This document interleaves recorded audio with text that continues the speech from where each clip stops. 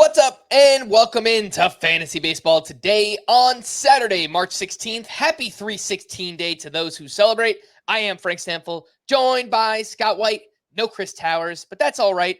We'll hold it down for you. Today on the show, we're answering your mailbag questions and another prospect spotlight, and that is where we will begin. It's time to discuss some of the prospects who are catching our eye from a fantasy perspective, thanks to our sponsors at Hyundai, where they're thinking about every step of your journey out on the road.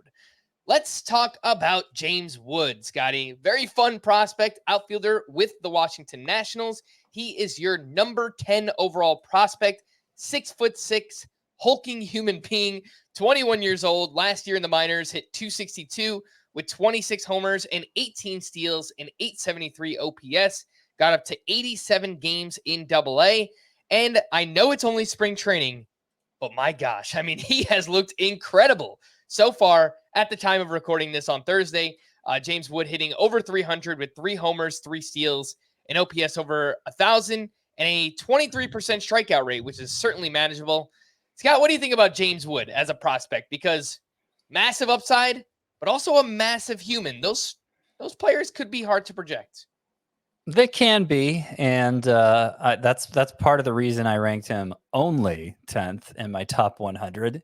10th, of course, makes him one of the best prospects in the world, but some lists had him a little bit higher than that. I was exercising a little bit of caution because when he got to AA last year, where he spent most of the season, he struck out 34% of the time, really, and hit only 248 at that level. But that doesn't mean I don't like him, right? James Wood is a prospect that I think I was high on before the consensus was, and then the consensus may have surpassed me just a little bit, not guarding against that size and that big strike zone as much as maybe I would like. But hey, he's had an incredible spring. Like you said, strikeouts haven't been an issue there, even as he's been facing major league pitchers. Tiny sample, of course, all the usual spring training caveats apply, but it's been such an impressive, eye-opening spring for James Wood that I think it's moved up his timeline. I'm not saying he's going to be on the opening day roster for the Nationals, but it wouldn't surprise me if he spent a good portion of 2024 on the major league roster. Now he is only 21. The Nationals aren't contenders, so maybe pushing him back to maybe waiting for that September call up where he would retain rookie eligibility for 2025 and give them a chance of securing draft picks, depending on how he does in awards voting based on that. Maybe that would make more sense for the Nationals in the position they're in. But like it seems like James Wood is doing his best to force the issue, and the upside is very exciting. 6'6" outfielder. It's easy to make the Aaron Judge comparison, the kind of exit velocities he generates. I know it's almost become kind of a cliche comparison. Anybody who's big like that and hits the ball hard gets compared to Aaron Judge. I mean, Wood can steal bases too, and so I don't even think, I don't know, maybe I would. I don't know. I don't know what the best comparison is. A faster Aaron Judge? That seems too lofty of a comparison, but it's a big power, speed, upside bat, and maybe one that's more projectable even than like O'Neal Cruz was when he was coming out of the minors. That's what I was thinking. Maybe a less speedy O'Neal Cruz, but even that kind of feels like you're underselling James Wood. So I don't know. He's kind of an interesting prospect to project moving forward. And yeah, this new draft pick compensation has kind of created this limbo for prospects, right? Where either a team should have them up on the opening day roster or just wait until September, right? It doesn't really make sense to play that middle ground unless the team is competing. And right, the Washington Nationals not really expected to compete this year. So that's what kind of creates this, when could we see James Wood? I've seen people now drafting him in redraft leagues, Scott. So that would lead me to believe some people think that he could be up either on opening day or pretty early on in the season, which some deeper ones. Crazy. Yeah.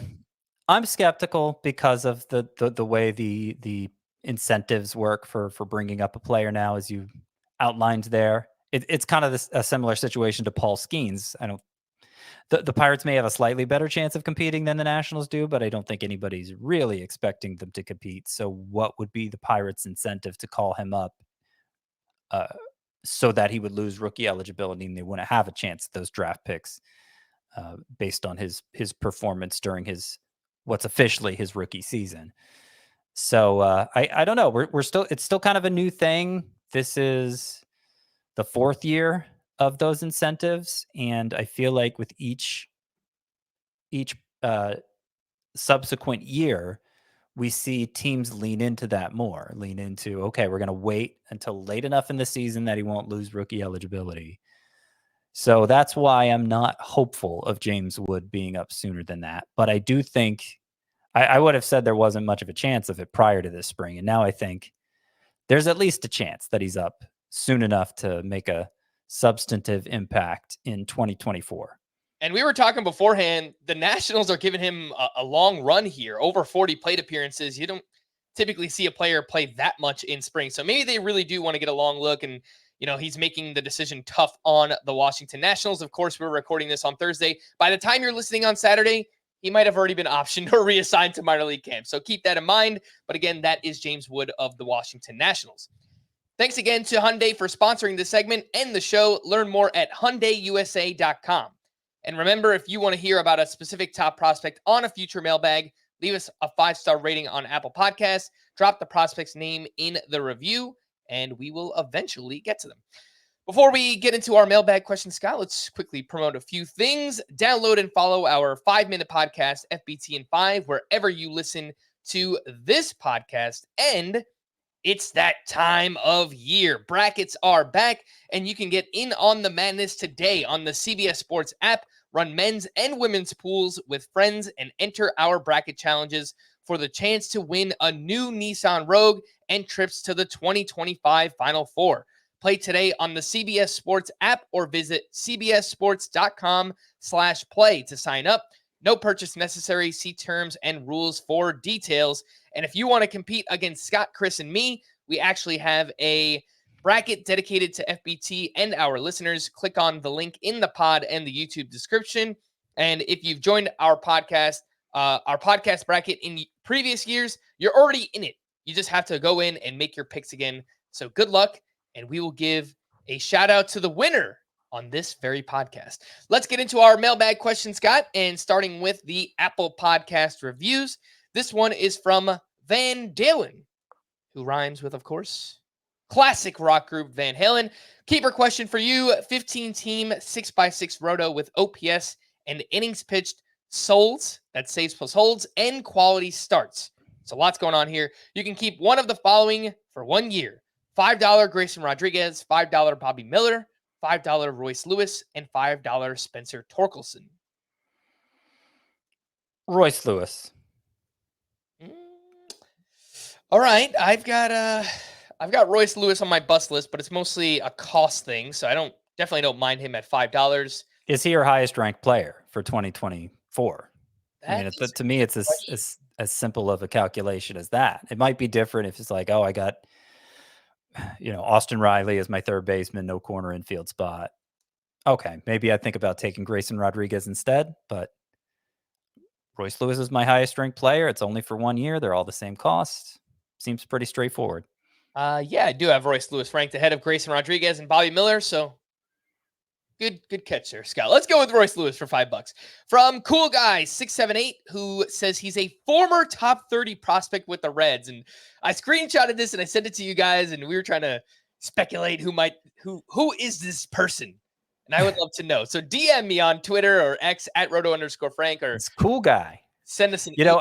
I think it's telling that he said top 30 prospect and not top 10 prospect. Because you go as deep as 30 in a system, and it's a good chance it's somebody we've never heard of. But give the Cool Guy some credit.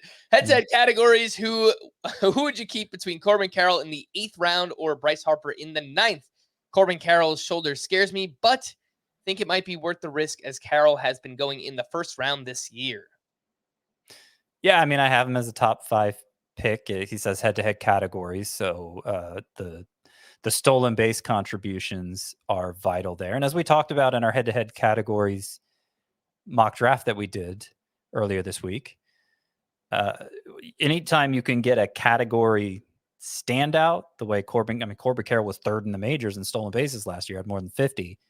And so he's going to be much more reliable in helping you win that category each week than if you were to distribute those steals across a few different players. So I think I'd do it regardless of the format. Maybe in head-to-head points, Harper around later, you could talk me into doing that. But given the scarcity of the outfield, the necessity of stolen bases in a head-to-head categories format, Corbin Carroll in round 8 makes more sense than Bryce Harper in round 9.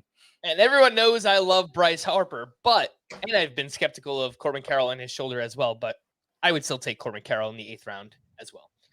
From Johnny Kokomo, dear Wade, Johnny, and Jacoby. Those are Brooks.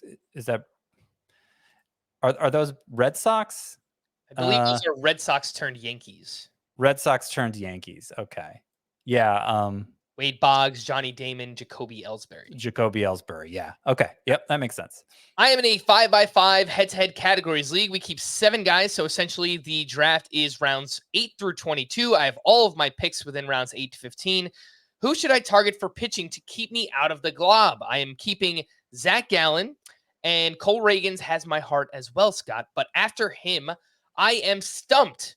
So this is something we've talked about a lot this offseason, Scott, is how many pitchers to get before we enter the glob. And the glob typically starts around the SP 30 to 35 range. So you've got Zach Gallen. Sounds like you're looking to target Cole Ragans. I would say pretty easily try and target 2 more of our top 25-ish starting pitchers, right? To kind of give yourself a head start to get ahead of the glob. Yeah. I'm a little confused by the question, because is he saying he's keeping Zach Gallen, and that's the only pitcher of the 7 players he's keeping, only Zach Gallen? That is what it sounds like. Maybe Cole Ragans is part of the keepers as well. Didn't really specify, I guess, but okay. Well, if either 5 of your top 7 players or 6 of your top 7 players are hitters, then yes, I would think pitching should be your focus early in this draft. At least before we get to the glob. I mean, I don't know exactly who's been kept. Maybe like a Justin Steele is still out there, or Zach Eflin, somebody like that. If Cole Ragans is somebody you could draft rather than somebody you're keeping, okay, then obviously that's even better. But yeah, I would focus on pitching almost exclusively, unless there just happened to be some amazing value in the hitter ranks. I would focus on pitching until you get to the glob. Yeah, it is a tougher question to answer, because the fact that each team is keeping 7 players, even if it's a 10 team or 12 team league, right? It's just a lot of players are going to be kept. So it's just kind of hard to talk about which pitchers will be available. But maybe somebody's keeper list is so stacked that somebody like I don't know, like a Mike Trout slips through, Okay, I'd have to consider taking Mike Trout in round 8 over a starting pitcher. But for the most part, I'd want to focus on pitchers. Yeah, I would say refer to our rankings again on the site, cbssports.com/fantasy/baseball. You can click on the little rankings tab, and we've got rankings for Roto. And for those, we get lots of questions about this. The Roto rankings are for category leagues. So Roto and head-to-head categories. It's kind of confusing because there's also a head-to-head tab. The head-to-head tab is for points leagues. So head-to-head points, and Roto covers Roto/category. I'm trying to get that changed to make it less confusing. It's probably a decade overdue. Yes. But it is in the works, hopefully. This next one's from SDK Ball. I am in sorry, when I say get that fixed, I mean labeling them clear. There's still going to be those 2 groups, the categories, aka Roto, and the points, aka head-to-head. Mm-hmm. From SDK Ball, I am in a 10-team head-to-head categories league with deep benches, especially for pitchers. You can keep 3 players for the salary cap. You draft them forever. I have Trey Turner, Vlad Jr., and Corbin Carroll, Jackson Holliday, and Royce Lewis, all for $1. I was going to keep the top 3 and put the other 2 back, but I was offered the next 3 years firsts, and I can probably get a few seconds for Carroll. So the question, in 3 years, will Jackson Holliday plus 3 firsts and 2 seconds be worth Corbin Carroll? So 10-team league where you only keep 3 players. And they may not even be like the best player, since there's a value component to this, right? Yeah, you So keep when the player you for the say 3 salary you draft. firsts and 3 seconds, they may legitimately be first and second round caliber players. Mhm. Worst they'd be is fourth and fifth round caliber players in a 10-team league. Well, okay, so I mean, the fact it's a 10-team league, shallower, obviously, and so you really need your the higher impact players are that much more valuable when there are fewer ways to distinguish yourself in a shallow league like that. So normally we go pretty hard for them. But that's a lot. That's a huge return. That's a huge return that's going to set you up. That's like one of those NFL trades you hear about in the 90s where they trade, like, I don't know, what was it, like the Vikings traded their whole draft for Herschel Walker to the Cowboys or something like that. Yeah. It kind of feels like that. It's just such an overwhelming return for Corbin Carroll. Understandably, I mean, I get why the person offering this trade is offering it, but I think it's so rich that it's impossible to turn down. And look, there's a chance Jackson Holliday. I don't know that I really see a first round outcome for Jackson Holliday. Maybe in a points league, which this isn't because the plate discipline is so good. But really high upside player, the number 1 overall prospect on a lot of lists. Second round outcome is in his future, I would think. So he could turn out to be almost as valuable as Corbin Carroll in the long run anyway. So yeah, I think I'd be willing to give up Carroll for that haul, that pick haul plus Jackson Holliday. The only thing that kind of confuses me about this is you mention you keep 3 players for the salary, you draft them forever. So is this an auction? Then how are there first round picks involved or second round picks? That's what's kind of confusing me about this. Because each of his players are $1 keepers, it sounds like. Yeah. And he's getting first and second round picks. That is confusing. I don't know. Yeah. Well, nonetheless. Maybe they assign dollar values based on where they were taken in the draft, something like that. That's possible. Or if they were like, I mean, I guess Corbin Carroll wouldn't have been a pickup. Maybe a couple of years ago, you picked him up like towards the end of the season or whatever it might have been. All right. Anyway, the point is, Scott said he would do that trade if you can actually pull it off. Let's take our first break. When we return, we've got a few more Apple Podcast questions and then your emails here on Fantasy Baseball Today. It's time for the madness. And CBS Sports HQ has your wall-to-wall NCAA tournament coverage. We got your game highlights, expert analysis, and insights all the way to the Final Four. Start and end your March Madness coverage with CBS Sports HQ. Welcome back in. Let's continue on with some Apple Podcast review questions here on the Mailbag. This one's from Fort Irwin Kid. I am in an OPS league. Last year, Shohei Ohtani was ranked 5th in my league ahead of Julio Rodriguez and Bobby Witt, even with the injury. His OPS was 200 plus points higher than both of them. I'm not concerned about position flexibility. His power seems fine, and I love the lineup around him. I'm strongly considering taking Shohei Ohtani 3rd overall. What do you think? Well, if you say you're not concerned about those things, then I'm not going to convince you to be concerned about them, I guess. I'm concerned about them. So I wouldn't take them that high. But if you say they don't matter to you, I think it just on a pure... In terms of pure statistical output, could Shohei Ohtani be the 3rd best player this year? Sure, he could probably be the 2nd best player behind Acuna. I'm not saying he absolutely will be. He might only be the 10th best in terms of overall output before you factor in the positional concerns or lack of position concerns, I guess, or the 12th best hitter or the 14th. There is a range there. But I think the range goes up as high as second only to Ronald Acuna, presuming Acuna stays healthy and has the kind of year we think he can have. Yeah, the only thing that I would say here, I think I mostly agree that I'm totally fine taking Shohei Ohtani third overall in this league. And we've seen in OBP formats that Juan Soto goes ahead of Julio Rodriguez and Bobby Witt typically. So I don't see much of a difference here. Shohei Ohtani is such a standout in OPS, kind of like the way Juan Soto is in OBP. So if we see Juan Soto go ahead of guys like Julio Rodriguez and Bobby Witt in that format, then I think it's okay to take Shohei Ohtani as high as, top 3 in this one. Yeah, and we've talked before about, half of OPS is OBP, and we've talked before about in OBP leagues how Bobby Witt and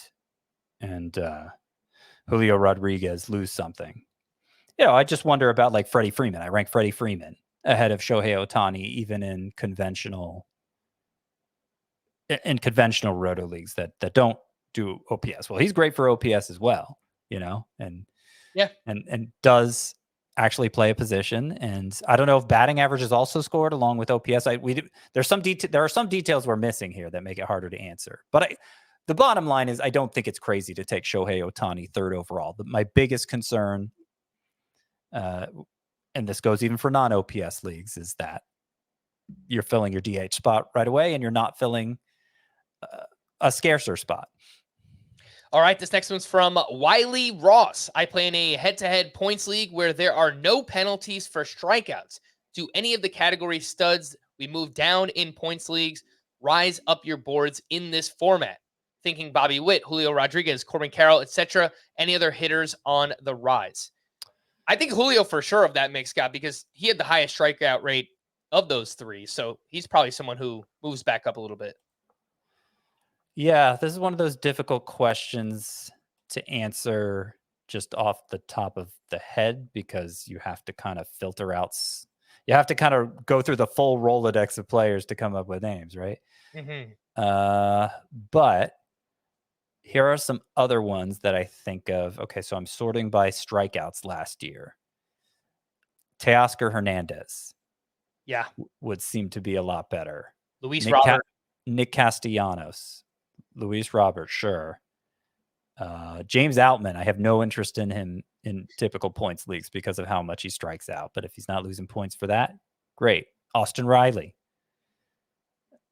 Let's see who I've got else. one, Scotty. Jake Berger. Yeah, I mean, part of it is he doesn't walk, so that's true. So he's still missing out on those points, and that's also what's missing from this analysis is how much do high strikeout, high walk guys, how much of an advantage do they gain over high strikeout, low walk guys like Berger?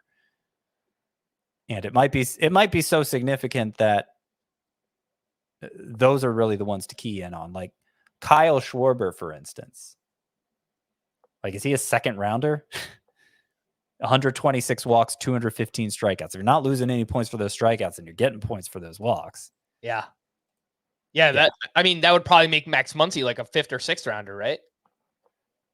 I don't know off the top of my head how Muncy is for strikeouts. So his strikeout rate was 26.4% last year, and his walk rate was almost 15%. So yeah, he'd be up there too. He'd rise quite a bit as well. Adolis Garcia, I feel like we should give him a shout out too. Sure. Strikeout rate last year almost 28%, but he started walking more, 10% walk rate, and he had a decent walk rate. Yeah. Matt Olson might be a top 5, top 3 pick. I don't know. I'd have to actually input all the. I mean, look, you can access your own team's stats page and see how guys fared last year, and probably answer this question better than for yourself than we can for you. But that should hopefully give you a starting point to begin researching this on your own.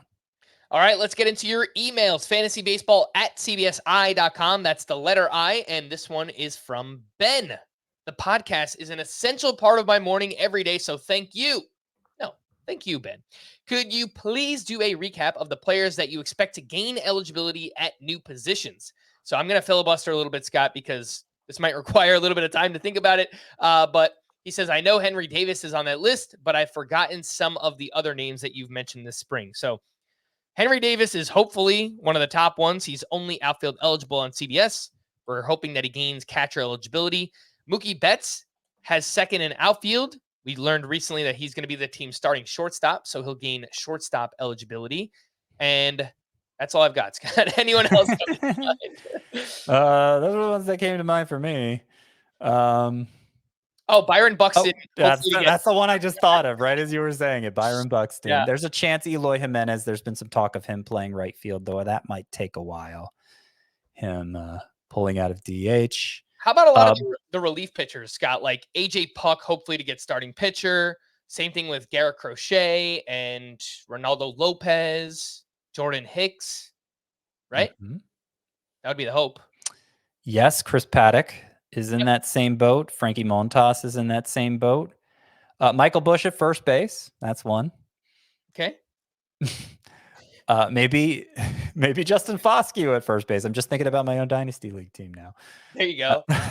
Vaughn Grissom, if he ever returns from injury, yes, gain second base. So yes, he would gain. Maybe Sadane Rafaela filling in for him will gain second base. Let's see who else. Ooh, let me pull up my tiers. I think that will help a lot. Probably find something there. Yep. Xander Bogaerts, baby. Second base. Jackson Holliday, second base. Another one. Yeah. Jackson Merrill, outfield. Davis Schneider, maybe outfield. Okay. Now we're getting somewhere. We're getting in the weeds here. Oh, yeah. Getting something into some of those deep sleepers. Who else? I think Ryan Weathers is RP only to start the year as well. I don't know. He's not. He's SP only. Oh, well, I made no spark appeal there for Ryan Weathers. But Jonathan India, outfield, first base, maybe third base. He could become a jack of all, a versatile guy. Jack of all trades. We usually use that to describe people another way. Christopher Morel, third base. Yes. I got another one here. Sal Frelick, third base, maybe also second base. Mm-hmm. I think that's a pretty good list, Scott. It's a pretty good list. I could probably keep going, but we can move on. All right, let's move over to a question from Alex. I want your thoughts on Corey Seager versus Francisco Lindor, potentially in the third round. I believe Corey Seager's ADP is just too low. The more I'm reading online, I'm seeing that he potentially may be ready for opening day. I think his current ADP indicates otherwise, which has me reaching for Corey Seager a bit earlier in mock drafts. I know Lindor provides many more stolen bases, but Corey Seager passes him in almost all other categories. I'm wondering realistically what his ADP should be given he is ready for opening day. I know all of you are big fans of Lindor at his ADP, but should Corey Seager be going before him? So, I mean, I think we have a pretty clear indicator of this, Scott. Before the injury, the sports hernia surgery for Corey Seager back in, I think it was late January, early February, he was an early second round pick. He was part of your group of 16 or 17 first round caliber hitters. Yep. He was up there with Matt Olson. You know how much I love Olson. So he was ahead of Francisco Lindor. And then he dropped, into the, I would say somewhere in the third round. For some people, if they're more optimistic, it's early third. I think for us, it was probably more of the late third round. But I don't know if we're getting more optimistic reports here of Corey Seager being ready for opening day. Does that make it a closer question between him and Lindor? I'd want to see him actually play and look like himself, I think. And I don't think that's going to happen. It's one of those things where you're trying to come back that quickly from hernia surgery. It could really affect your core strength. And if your core isn't built up properly, then you could start to have back issues and it could just really spiral out of control. So I'm not saying that that's how I think it's going to play out for Corey Seager, but I do think you need to be a little cautious because of that. The possibility that it's not like he comes back and everything's just magically okay. There may be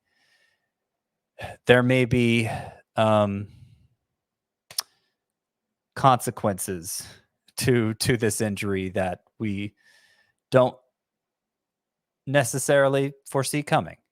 And so that's why I've been on the more cautious, and that's why I think the consensus is on the more cautious end. It's not that I think he's going to miss all of April or anything like that. It's just it's it's not going to be a totally straightforward recovery. And there was already a lot of injury risk with Seager even before that, Scott. Sure, So. that too. But I will say, the shallower the league, the more likely I am to take that chance. I think the one league where I've drafted Corey Seager since the injury was our head-to-head points auction league, which is shallower end, only 252 players rostered. It's also the head-to-head points format, which is a better scoring format. I had him as a top 5 player overall in that format before the hernia surgery. And so I think in a league that shallow with a format that is so beneficial for him, I was willing to be the high bidder. And it was somebody I targeted going in because I hoped to get him at something of a discount. I think I got him around $30, which seemed like discount enough in that format. So I'm not saying it's wrong to want to draft Seager earlier than everyone else, but I do think caution is warranted.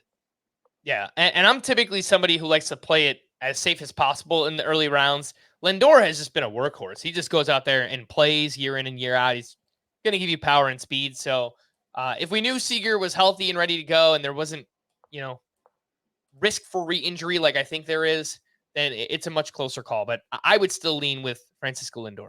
This next one's from Paul. Who would you target to draft and potentially keep for the next 3 years? Best short-term to long-term bet. Jackson Chourio, Jackson Holliday, Wyatt Langford, Scott. So 3 of your top 4 prospects. A lot of our time spent we spend a lot of our time talking about their impact for this year, right? Redraft. But, look into the crystal ball, Scott. 3 years from now, who do you think will be making the biggest impact? Jackson Chourio, Jackson Holliday, Wyatt Langford. Well, the 3-year window Paul is talking about includes this year. So that is Correct. a big part of the calculation. I do have Jackson Holliday as my number 1 overall prospect, but I do have him as the lowest of those 3 for this year, and by a healthy margin, I would say. So I am going to put, for just talking the next 3 years, I am going to put Holliday third still.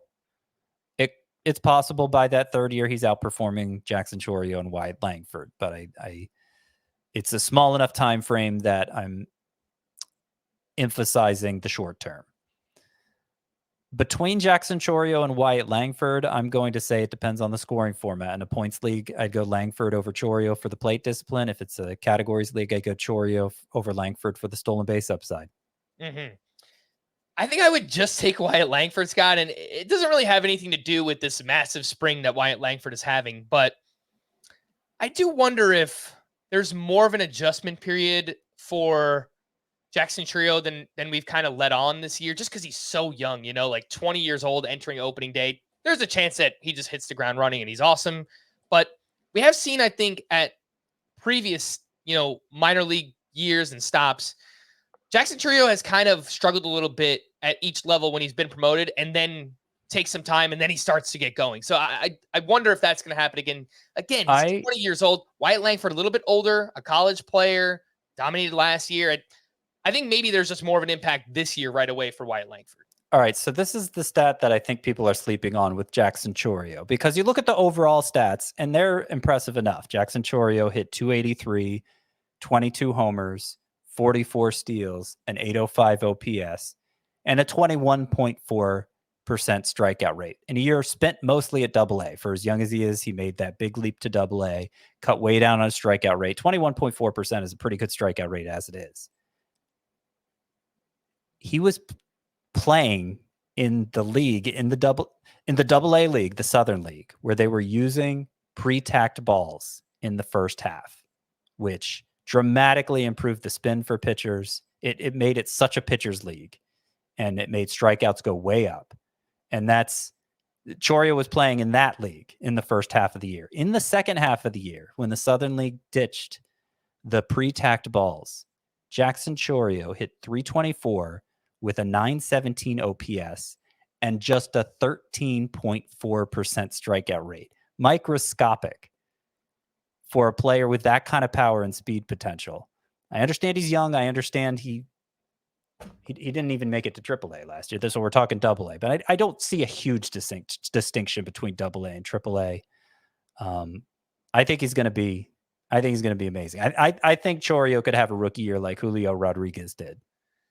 It's certainly possible. Looking back at his 2022, he got promoted to high A later in that season as well, and played 31 games there, hit 252 with an 805 OPS. So again, it's just, you're certainly right about the different baseballs that they used last year, and that could totally be a reason for why he struggled.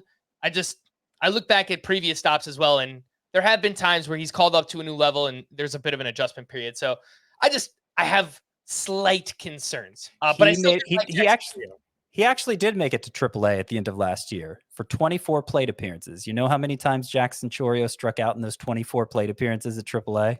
5. 1. That's pretty good. That's pretty good. Let's take our final break. When we return, we've got more of your questions here on Fantasy Baseball Today. CBS celebrates Women's History Month.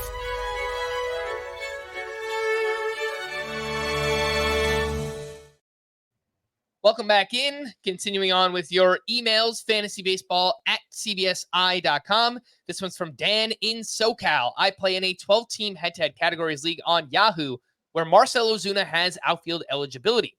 I listened to your discussion on him on your util-only preview and was wondering where you would rank him as an outfielder and which round you would start targeting him in a draft. So I thought this was helpful, Scott, because obviously there are lots of people who play on other platforms, Yahoo being one of them. And if Marcell Ozuna has outfield eligibility, this actually could help quite a few people. So what do you think? I wasn't writing about this exact topic. Gosh, he made 2 appearances in the outfield last year. Why is he outfield eligible? That is, you only need 1, I guess. All right. So I was writing about this, about something kind of related to this with Marcell Ozuna, my 16 underrated players by ADP. And I put all 4 of the DH onlys, the non-Ohtani DH onlys in there. And just looking at the numbers again and talking about it, it is absurd how late they're going for the kind of numbers they could provide. All 4 of them, but Ozuna especially, given that unlike Eloy Jimenez and Byron Buxton, he was actually really good last year. 40 homers, 100 RBI. I mean, if he does that again, we're talking about like Adolis Garcia level production, but almost 100 picks later, right? With the DH only status. The big advantage, there are a couple advantages Adolis Garcia has over him. The biggest is the outfield eligibility, which is being eliminated in this scenario. The other being, okay, Ozuna's had a lot of extremes, ups and downs in recent years. So can you just pencil him in for those same numbers again? No, you can't. But the outfield one is the bigger one. And so if you're giving Marcell Ozuna outfield eligibility, let me look I should have been pulling this open while I was talking. Okay. I've got ADP pulled up, Scott. And so Marcell Ozuna is 137.2 overall. Mm-hmm. I was thinking up around Nick Castellanos, who's going at pick 100. I'd go higher than that. Okay. I go higher than that. I would go. Well, then we get into like Brian. I would put him as a top 25 outfielder. I'd probably put him in like the Brian Reynolds range. Yeah, that's what I was going to ask next, which Brian Reynolds is going around 77 in ADP as a 20th outfielder off the board. So, and he could be a bargain there. If Ozuna is who he was last year, he's a bargain there. It's just you need him to be a little bit of a bargain given the downside risk. Yeah, that's why I think I would probably put him around the Nick Castellanos range, ahead of Castellanos, but my guess is in the 90 to 100 range is probably where I would have him ranked overall if Marcell Ozuna was an outfielder on CBS, which he unfortunately is not. This next one's from Jonah. Dear Leto, Jessica, and Paul. What do those people have in common? Jessica, Paul, Logan Paul, Jake Paul. I have no idea. We need Chris here. Jared Leto, right? That's who that's referring to. Who's Jessica? Who's Paul? I don't know. I'm sorry. We need Chris. I listened to the pod, so of course I love Tarek Skubal and Cole Ragans. I'm just worried about the volume if they are my SP1 and SP2. In a points league, I'm picking 3rd overall. Is it still a good strategy to take hitters in the first 3 rounds, or should I try and grab a, quote, sure thing volume-wise, like a Logan Webb or Pablo Lopez type? So I think I have probably expressed the most concern just when constructing a roster of starting pitchers. I think I'm a little bit more wary about putting too many quote unquote injury risks or players who don't have a very long track record together on the same team. I don't mind having a Tarek Skubal and Cole Ragans, but I think you have to surround them with a Logan Webb or a Framber Valdez and maybe a Chris Bassett later on or a Jose Barrios, just to kind of balance some of the injury risk or track record risk with some of those higher floor pitchers. Yeah, I actually got Tarek Skubal and Cole Ragans both on my Tout Wars team, and you know what safe high volume pitcher I put with them? I'm sorry, Garrett Cole. Yeah. So that didn't work out. Look, I think if you're going to take Skubal,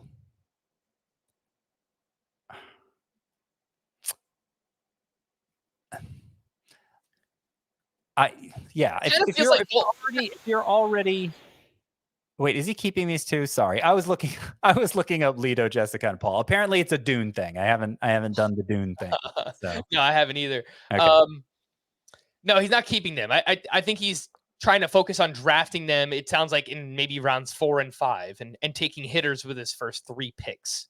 So he's maybe asking, should he take like a Logan Webb in round 3 to kind of give him a higher floor guy if he wants to take those pitchers a little bit later on? Okay.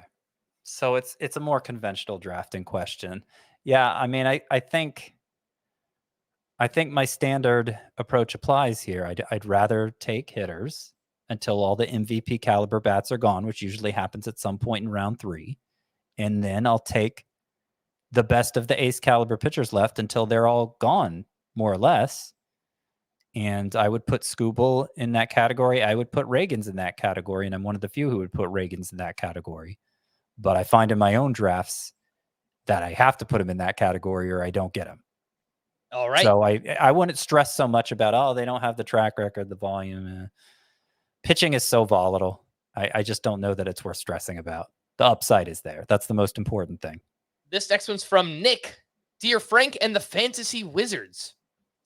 Does that mean I am not a fantasy wizard? 16-team head-to-head points league. Get to keep 6 in addition to 3 minor league players. I have Jackson Holliday hopefully coming up this year. Yes, hopefully on opening day. That's what it looks like. And I'm struggling to find 6 solid keepers. I was proposed this trade offer. I give Corey Seager. I get Christian Yelich, Corbin Burns, and Tyler Glasnow. I am thinking it's a no-brainer. Thoughts? And it is a 16-team league, so I think getting quality depth is even more important. Yeah. I think that's fine. I think because you're getting Burns. I mean, look, in redraft leagues, Burns is going ahead of Seager because of the issue Seager's had with his with the hernia surgery. Gosh. So, yeah, I think that's fine. I think it's good. I think it's a good enough return for him. I understand wanting to hold on to Seager in a head-to-head points league, especially. Like I also said, he has top 5 potential in that format. But you're getting a nice enough haul here, especially with Jackson Holliday coming up. Honestly, it's less about Holliday coming up than the fact that you're just getting so much for Seager. Yeah. I think, I guess in a league as deep as 16 teams, you'd want to have a replacement shortstop ready to go if you're going to move Seager. But I think that's less the issue than just you're getting Burns and Glasnow and also Yelich for good measure. This next one's from Dave. What happened to your breakout from 2023? Oh, I probably should put his name in there. The name was Miguel Vargas. Is he still alive? Haven't heard him mentioned. So, so he was talking to me. I'm the you in this scenario. I mean, I liked Miguel Vargas last year too. I drafted him on a few teams. Yeah. I read a few times this offseason that the wrist or the hand injury that Miguel Vargas dealt with in spring training last year really kind of derailed his entire season. I know that the exit velocities were not impressive in the minor leagues. I still think there's a player there, man. Like, such they weren't plan and strikeout rate. I think it'll work eventually. The exit velocities weren't impressive in the minor leagues last year, when presumably he was also dealing with the wrist injury. I don't know what the exit velocities were before that. I don't think they were ever like amazing, but I don't have an exact number to cite other than last year. And last year, it seems reasonable we could give him a pass for that. Here's what he actually had to say. This is something I saved from early in spring training. Miguel Vargas said, coming into the spring with a broken finger and then in the middle of the season getting hit on the hand again, I think that led to a lot of bad habits at the plate. I was dealing with a lot of pain and didn't fully allow me to be myself. And okay, it seems plausible. We're going to need to see evidence this year. He was productive in the minors last year when the Dodgers sent him down, which makes me skeptical it was all about the wrist and him being in pain, and maybe the exit velocities were like that all along. But I just think we need more information, and we may get it. I know the Dodgers have mostly been using Miguel Vargas in the outfield this spring, but Gavin Lux has been a problem no matter where they've put him. And right now it's second base. He switched place with Mookie Betts. But even then, he's having throwing issues. And obviously, second base was the position Miguel Vargas was playing last year. So he may get his opportunity sooner than people are expecting. And I think there are a few different paths here for Miguel Vargas. You mentioned Gavin Lux. Jason Hayward, God bless the guy. He was awesome last year. We'll see if he can replicate that again. But, I mean, if he starts to show his age and it doesn't come around, Miguel Vargas does have some experience in the corner outfield. So I think there are a few different avenues here. And maybe we overstated what we thought the upside could be for Miguel Vargas. But just thinking about him more, if it works out, I see like a Masataka Yoshida type player here, right? Where it's 15 to 20 home runs, but he does it with a good batting average. He gets on base. And if he does stuff like that in the Dodgers lineup, I think he could still be a valuable player. So not completely forgetting about Miguel Vargas. He's not someone you need to draft, but I think he's someone you could throw on the scout team and let's see what happens. You're really lowering the bar there, though. I'm hoping for more like Alex Bregman, but I mean, fair enough. After the year he had, maybe it's fair to lower the bar. Yeah, I think it's still possible. I don't want to like sell his upside short, but I guess just thinking about it, realistically, just based on everything I've seen so far from Miguel Vargas. This next one's from Han Soto. I'm having a hard time valuing Blake Snell above Chris Sale. I know Sale has been hurt the last few seasons, but Snell has only pitched 130 plus innings twice in 8 seasons, or just 25% of the time, excluding the 2020 COVID season. Career numbers favor Sale in ERA and particularly WHIP, and they're almost identical in K per 9. Do we think there's at least a 25% chance that Sale pitches 130 plus innings this year? If so, shouldn't he be valued above Blake Snell? What do you think? I love all the Sale hype all of a sudden. People coming around to Sale. Hey, it's good for your Atlanta meeting Braves me where too, I Scott. was the past couple years. I love it. It's great to see. Valid, I would say. Valid points. I think the biggest reason I don't rank Sale ahead of Snell is because there's no reason to rank Sale ahead of Snell. You rank Sale ahead of Snell, you're passing up the chance to get Snell, and you're probably reaching for Sale. But maybe that's changing because of the big spring he's having, the fact the Braves traded for him. I don't know. It seems like people are open-minded to drafting Sale again. Mm-hmm. And they've gotten a lot closer in my starting pitcher ranks. Every day that goes by that Blake Snell remains unsigned. Again, we're recording this on Thursday. Maybe he signs by Saturday when you're listening to this. But I've got Blake Snell down to, I thought I lowered him more than that. I don't know. He's around SP 25, and I have Chris Sale at 29. So yeah, they're 2 spots apart for me. And close in the rankings. Yeah, I was debating it. I almost moved Snell behind Sale. It's a valid argument, especially since as late as it is. It's hard to imagine Snell's going to be ready to go for the start of the season, even if he signs by the time you're listening to this podcast. All right, this next one's from Eric, who plays in a 5x5 OBP Roto League with a $260 budget. $25 Corey Seager or $6 Cody Bellinger. Is $19 in savings worth the step down from Seager to Bellinger, who, I mean, Seager, man, in an OBP league, that's just so money. Yeah, I think I'd stick with Seager. It's enough of a discount. Those legitimately elite players, those MVP caliber bats I keep referring to, are just, they're what you sell half your team for as the season's playing out, and you're trying to make those consolidation sort of trades that nobody ever accepts anymore. So if you can get any kind of discount on them at all, I think it's generally more valuable than a huge discount for a lower tier player. Not that Cody Bellinger is like a low tier player, but he's a lower tier than Seager is. Right. This one's from Matt. Hey guys, what do you do in AL only leagues with what has happened with Garrett Cole and Dylan Cease? It gets bad really quickly, and the top 50 guys have names like Louis Varland and John Brebbia. Yuck. That's AL only kind of getting depleted here up at the top, Scott. I think I could do better than those two. And if you look at my top 50, I don't know. Let me pull up in my top 50 right now. AL only. Okay, so what do you do to answer the broader question? Yeah, those are two big strikeout sources, especially that have been removed from the player pool. Garrett Cole's not removed. He's still going to go for a reasonably high price in an AL only. Unless by the time you're listening to this, he's been ruled out for the season. But presuming he hasn't been, come on, this is not loading as fast as it should. So around the top 50 for me, I've got Griffin Canning, Joe Boyle, Jack Flaherty, Chase Silseth, Tyler Wells. That rounds out the top 50 of mine. That's a lot better than Louis Varland and John Brebbia. I do have Varland at 53, so it's not really far off. Varland. Ricky Tiedemann in that mix. I have Varland 85th. In AL only? Yeah. Oh. Well, why do you hate Louis Varland? He doesn't have a rotation spot, does he?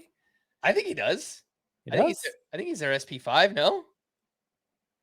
Oh, who did I think was there instead? Oh, Desclafani. I guess Desclafani's going to begin the year. Hey, get him out of here. I probably need to move Varland up then. Okay. Well, I mean, look, Varland, if he's in the rotation, he's not there's some strikeout upside there. I think he probably deserves to be a top 50 option. Who else do I have around there? Griffin Canning. Did you mention him? Logan Allen's there. I think he's undervalued. I think that's a good name. I think Ricky Tiedemann, kind of sneaky. Yep, I am 57th. JP Sears, who's looked really good this spring. I like it. I mean, this isn't answering the broader question, which is just what do you do about starting pitcher on AL and in AL only leagues? And I think they already went for a premium compared to mixed leagues. I was surprised and caught off guard when I did our own AL only auction how much the high end starting pitchers went for, and it's going to be even more now. So I ended up building my staff around mid-range innings eater types, just hoping, because in a league that deep, an AL only league, it's a struggle just to keep your lineup filled with players who are contributing.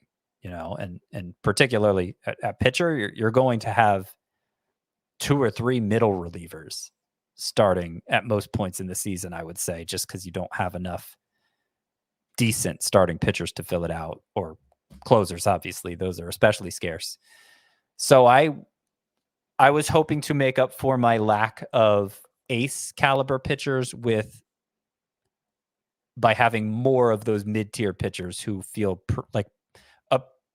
like they have a pretty safe floor for ERA and WHIP in innings. Like Shane Bieber is there, and Jose Barrios is there, and I think you got my guy Aaron Savali on that team. Aaron Savali is there. Yeah, he seems like a great fit for that. So I think that could work in a league that deep. You're just counting on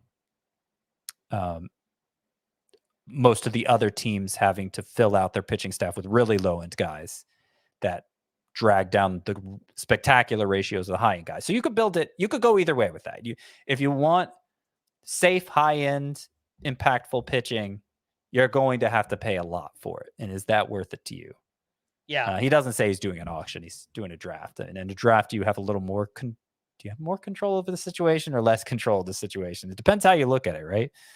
Because the bidding could get out of control on them in an auction league. In a draft, you kind of know where they're supposed to go, and so you can game plan around that a little easier, I think.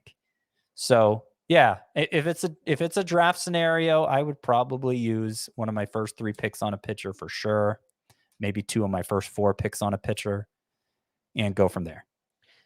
Yeah, I'm looking at just, again, the top of the AL only SP ranks, and it feels like there's a pretty clear drop off after like the top 10 or 11. Like I've got Eflin at 10. I've got Grayson Rodriguez at 11, Tanner Bybee at 12. Maybe you include him in that mix, but I'm not saying you have to get one of the top 5 names, but I would try to get at least one in like the 6 to 10, a Kirby, Valdez, Ragans, Gilbert, Eflin. Those guys aren't going to blow you away, but an AL only to have one of those guys as your anchor, I think that's pretty damn useful. And that's what I did in my NL only labor team. I wound up with Logan Webb. I had to pay a pretty good amount to get him, but I got Logan Webb, and then I kind of built some kind of upside around him after that. So that's what I would be looking to do. We are going to wrap there. For Scott, I am Frank. Thanks as always for tuning in to Fantasy Baseball today. Please make sure to follow and leave a 5-star rating on Apple or Spotify, and we'll be back again next week. Bye-bye.